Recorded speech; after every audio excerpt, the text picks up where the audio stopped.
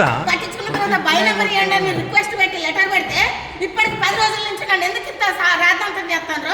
నేను ఎంఆర్ఓ చుట్టూ కూడా ఇంకో 10 రోజులు ఎట్లా తిరగాను. మీరు అసలు మున్సిపాలిటీ తప్పెట్లా జరిగింది.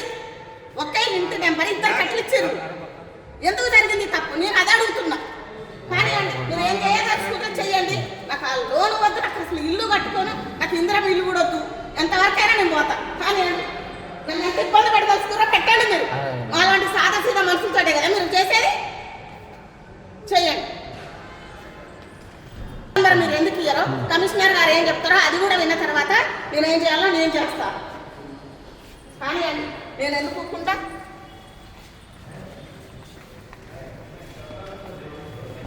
డిప్యూటీ కమిషనర్ గారు చెప్పినా కానీ మీరు పట్టించుకోవట్లేదంటే చూడండి. అసలు ప్రకాష్ నగర్ అండి, ప్రకాష్ నగర్ ఎఫ్ఐ గోడం పక్కన మా ఇల్లు. నా పేరు కరుణ. ఒక్క ఇంటి నెంబర్ 4-8-11115. మాకు అసలు మామూలుగా అట్లా ఇచ్చిన నెంబరు. తర్వాత మేము ఇంటి పనికి అప్లై చేసుకుంటే మాకు వచ్చిన నెంబరు 4-8-11119. మాకు గవర్నమెంట్ ఇచ్చిన నెంబర్ మున్సిపాలిటీ నుంచి 2 సార్లు పన్ను కట్టినాం. మా కాడ రిసిప్ట్ ఉంది. 2 సార్లు కట్టినాం. తర్వాత మాకు అవసర నిమిత్తం ఇందిరమ్మ ఇల్లు వస్తే ఇల్లు కట్టుకోవడానికి డబ్బులు లేవు. నాకు చాలా కష్టాలలో ఉన్నా, ఇబ్బందులలో ఉన్నానని నేను ఆ లోన్ పెట్టుకుంటే అప్పుడు తేలింది నాకు ఈ విషయం అంతా. ఇద్దరికి ఒకే ఇంటి నెంబర్ 4-8-11119 అనే నెంబరు ఇద్దరు వ్యక్తులకు అదే ఇచ్చిరని, 2 ఏళ్ళకి అదే ఇచ్చిరని నాకు అప్పుడు తేలింది. తేలితే ఇది ప్రాబ్లం అవుతుంది.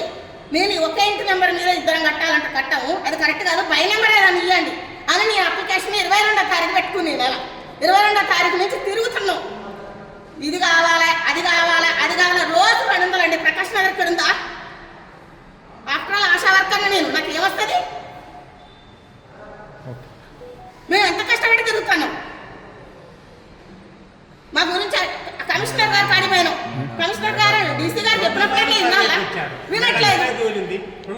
మళ్ళీ ఇప్పుడు ఎంఆర్ఓ ఆఫీస్ చుట్టూ తిరిగి నాకు ఇక్కడ తిరిగింది కాక మేడం చెప్తే 2 నిమిషాలలో అయిపోద్ది.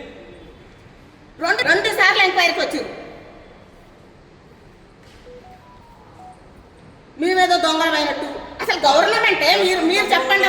అసలు గవర్నమెంటే ఇచ్చేటప్పుడే ఇంటి నెంబరు చూసుకొని ఒకరికి ఇచ్చిన నెంబర్ ఇంకొకరికి ఇవ్వకూడదు అనేది చిన్న ఆలోచన చేసి ఇచ్చినట్టుంటే ఇంత ఇబ్బంది నేను పడను కదా.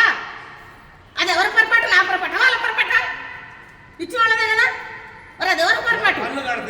మరి ఇంటి పన్ను కడతాను. అప్పుడైనా కలిసి చెప్పాలా? పన్ను కట్టించుకునేటప్పుడు అమ్మ నీది ఇంటి నెంబరు ఇద్దరికి వచ్చిందమ్మా అని అప్పుడైనా పన్ను కట్టించుకుంటున్నప్పుడు చెప్పాలా? అది కూడా చెప్పరు ఆఫీసర్లు. డబ్బులు కట్టించుకుంటారు, పోతారు. తయారే ఉన్నారు ప్రజలు ఇబ్బంది పెట్టడానికి.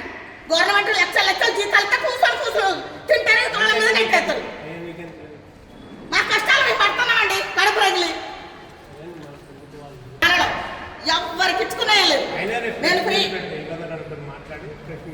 చెప్తానగా. మీరు నా పంపండి, నేను కూడా సోషల్ మీడియాలో పెట్టేస్తా.